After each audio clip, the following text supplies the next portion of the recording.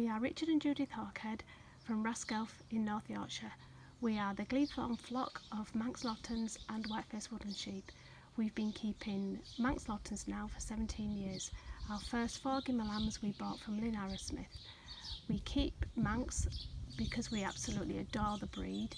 We are members of the RBST, so are keen to look after some rare breed animals. We love the Manx for their versatility in meat, for their fleeces, and of course for their breeding. We love to look after all the different traits that can be seen in the Manx, from down to the different types of fleeces to the different types of horns. So this is my flock of 26 ewes and shearlings with their lambs. We're just about to wean them off, so I thought this was an ideal time when they're all together just to give you a bit of an insight on my flock. This is the Glebethorn flock.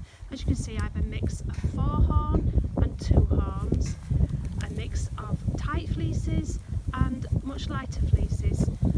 This is what I think is important for the breed, that we have a good mix and diversity. I don't have a lot of ewes and shearlings, but I do my best to mix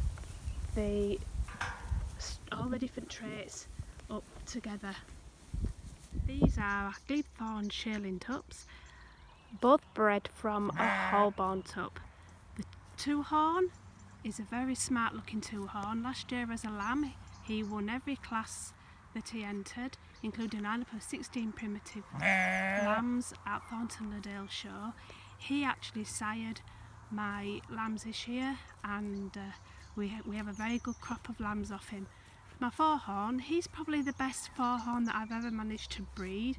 I've not been very lucky with 4 horns, but unfortunately as a lamb he knocked off the side horns, so they've not come back quite as we like, which is nice. He's got a very nice dark face, got a good back on him and good back, and very good nice short tail. Over here we have 2 tup lambs that are actually at home waiting for the vet.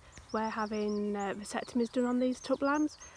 I prefer to use teaser tups on my ewes. Working full time, it does tighten up lambing. I do prefer to use a teaser tup rather than sponging, just for ease and cost, and it's a much more natural thing for us to do.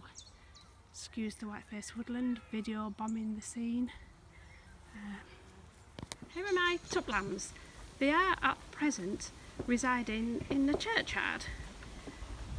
They keep in this very ancient churchyard, and they keep the grass down very nicely amongst all these beautiful gravestones. The local people think they are brilliant to have, and we also get free grass. These tup lambs I'll keep now entire, all of them are entire, and I'll keep them until either I want to sell them or use them for breeding, or we do use them for meat.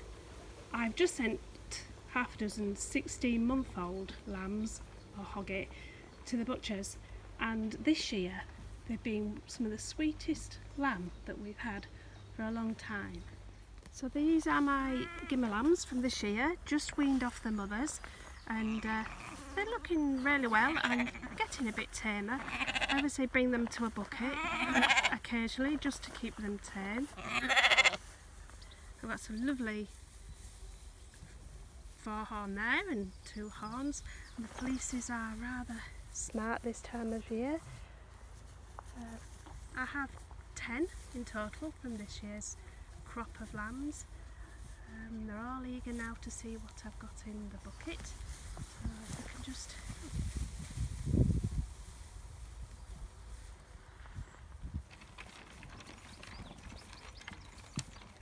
all the Gimmer lambs tucking in.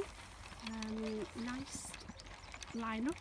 You can see all the different fleeces, a couple of tighter ones, more open fleece, slightly different shades, all good traits of the Manx Lotton breed. So the ewes coming in now, having had their lambs taken off them, they seem to be very happy and content.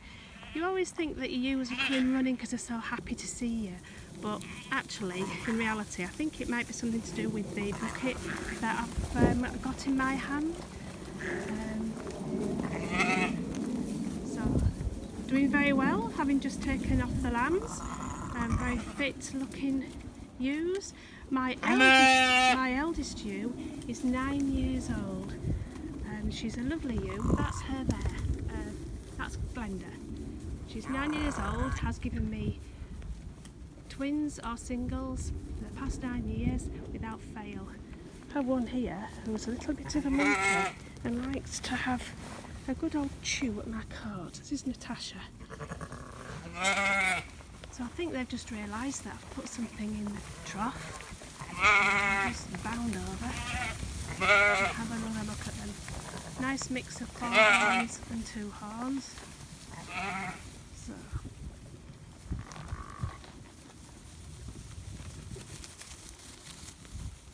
There's always one that can't find their way around.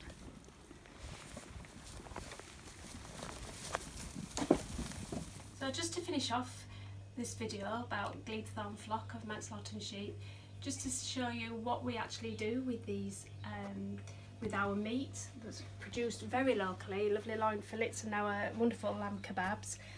We also use the fleeces. I have a friend who spins and knits scarves and gloves and the tea causes, so that we use all of the Manx Logtons, much to our own advantage, but of course to keep the primitive breed alive.